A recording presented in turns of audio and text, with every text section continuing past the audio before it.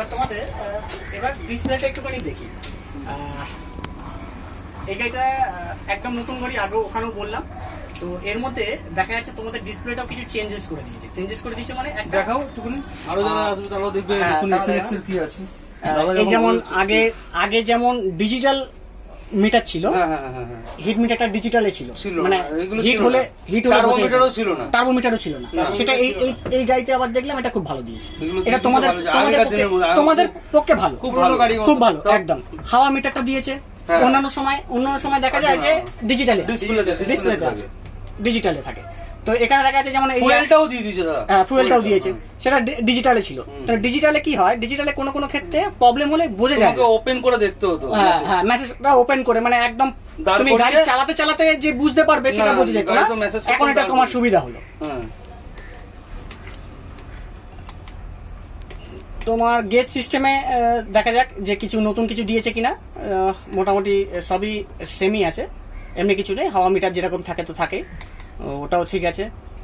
অ্যাডভান্সে তোমরা যখনই অ্যাডভান্সে যাবে, অ্যাডভান্স হচ্ছে আমাদের প্রথম যখন তোমাদের গাড়ি প্রবলেম হয় বা তোমরা যখন আমাকে ফোন করো ফার্স্ট টাইম, তখন ফোন করলে তখন আমরা বলি যে অ্যাডভান্সে যাও। তাহলে অ্যাডভান্সটা কোথায় পাবে? অ্যাডভান্সটা ফার্স্ট পাবে হচ্ছে এখানে এন্টার করবে, এন্টার সুইচ দাবলে গেজ আসবে, গেজ থেকে উপর টপ সুইচটা বানবে, মানে উপরে প্রথমে অ্যাডভান্স।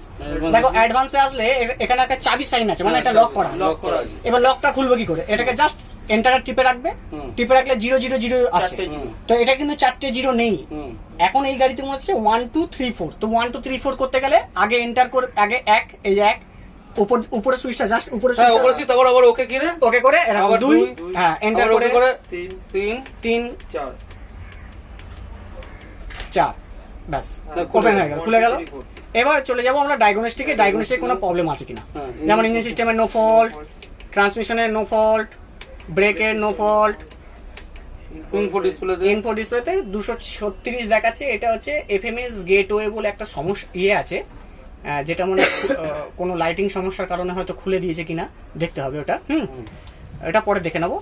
আর এয়ার সাসপেনশনে এটা হচ্ছে ওই যে ফল কোডটা আসছে, দেখো এর মধ্যে নোংরাটা আসছে, তার মানে এই সিস্টেমটা খোলা আছে। ঠিক আছে, দেখো এর মধ্যে নোংরাটা চলে আসবে, এই যে নোংরাটা, তার মানে এই সিস্টেমটা ফল কোড ওখানে জেনারেট করছে। ঠিক আছে, হ্যাঁ এফএমএস ওটা। তো এই বিকেল মেসেজে কিছু নেই, লাইটিংয়েও কিছু নেই, এর মধ্যে গিয়ারও কিছু নেই, বডিতেও নেই। এটিএস মানে হচ্ছে অ্যাডব্লু সিস্টেম। ঠিক আছে, তো এর মধ্যেও কিছু নেই। তাহলে আপাতত সব ঠিকঠাকই আছে। তো এইভাবে করে আমাদের দেখতে হয়। আর এছাড়া ড্যাশবোর্ডটাকে নতুন ডিজাইন বলতে দেখো স্টিয়ারিংটা খুব সুন্দর কাভারিং করেছে একটা।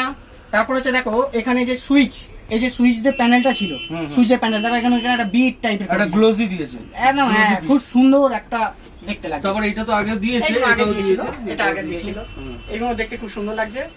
হ্যাঁ, সুইচগুলো অপারেটিং এর জন্য খুব সুন্দর। সিটটা কিন্তু ছোট করেছে, আগে চওড়া ছিল, এই সিটটা চওড়া ছিল। এটা হ্যাঁ, এই বসার জায়গাটা চওড়া ছিল। এটা যেটা জাম করছিল সেটাও মানে বন্ধ করে, বসার জায়গাটা চওড়া ছিল, এটা ছোট করে দিয়েছে। দেখ তুমি চালিয়ে এসছো, তো তোমার চালানোর উপরে রিভিউ কি রকম? ভালো, এত রাস্তা চালিয়ে এসছো। সবচেয়ে বড় কথা আমি এটা গর্ববোধ করি না, মানে হয়তো আমি লাকি। ভলভো ইস্ট ইন্ডিয়াতে 9600S যখন আছে শ্যামলী পরিবহনে, তখন আমি ড্রাইভার ছিলাম, নিশ্চয়ই জানো। আর এখন ভলভো 9600 SLX ড্রিম ক্রুজার নিয়ে এসে, তাতেও আমি ড্রাইভার প্রথম। তো এস চালিয়েছি। এসটা তখন দেখো প্রত্যেকটা কোম্পানি যখন প্রথম লঞ্চ করে, তাতে একটু ম্যানুফ্যাকচারিং এর এদিক ওদিক হতেই পারে, কিছু সমস্যা হতে, কারণ ওনারা নতুন ম্যানুফ্যাকচারিং, নতুন আইডিয়া নিয়েছেন, নতুন কিছু করতে কিছু প্রবলেম আসবে, ছোট প্রবলেম আসবে, প্রবলেম হতেই পারে, সেটাকে ওনারাই আবার রেকটিফাই করবে। আর কারণ আমরা যতক্ষণ না ওনার সামনে পৌঁছে দেবো প্রবলেম, ততক্ষণ প্রবলেম সলভ করবে কি করে? তাহলে ওনারা প্রবলেমটা সলভ করবে কি করে? এইটা চালিয়ে আসলাম, দেখলাম সেরকম কোনো প্রবলেম কিছুই নেই, জাস্ট জেনারেল কিছু প্রবলেম আছে। ওগুলো একটুখানিতেই শর্ট আউট হয়ে যায়। একদিন যদি মিস্ত্রি লেবার দেয়, এখানে ভলভো যদি একদিন যদি লেবার দেয়, টেকনিক্যাল লেবার দেয়, যদি ভলভো যদি দেয়, তাহলে ওইসব কাজগুলো শর্ট আউট হয়ে যায়। কিন্তু মেকানিক্যাল দিক থেকে গাড়ি যা ছিল তার থেকে আরো ভালো হয়েছে, গাড়ির চালও ভালো হয়েছে, চালিয়েও মজা, সিটের ক্যাপাসিটি, স্টিয়ারিং হুইল সবকিছু all over everything good. Volvo is good. আর আমাদের ভলভো চালাতে চালাতে আমাদের নিজেদের ড্রাইভারদের যে ব্রাইটনেসটা আরো বাড়িয়ে দিয়েছে। আমরা হয়তো একটা সময় হয়তো ড্রাইভারদেরকে একটা অন্য জগতের মানুষ ভাবতো। আগে তো তুমি তো মার্ক 2 গাড়ি চালিয়েছো, হ্যাঁ, মার্ক 1 চালিয়েছো তখনকার সময় থেকে। হ্যাঁ। আমরা কি দেখলাম, মার্ক 1 দেখলাম, মার্ক 2 দেখলাম, মার্ক 3 দেখলাম, মার্ক 4 দেখলাম, মার্ক 5 4 আসেনি, মার্ক 6 আসলো, মার্ক 4 দেখলাম, মার্ক 5 টা ছিল না, মার্ক 6 এসেছে, এবার মার্ক 6 দেখছি। এবার তা আমরা 5টা জেনারেশন চেক করে নিয়েছি। আমরা জানি না বাপ্পাদা অবভিয়াসলি অনেক আগে থেকে আর অনেক পুরনো ড্রাইভার, যেটা আমি তো রয়্যাল ক্রুজারে একদম প্রথম অবস্থায় গিয়েছিলাম 2009-এ, আর তার আগে থেকেও বাপ্পাদা অনেক আগে থেকে চালায়।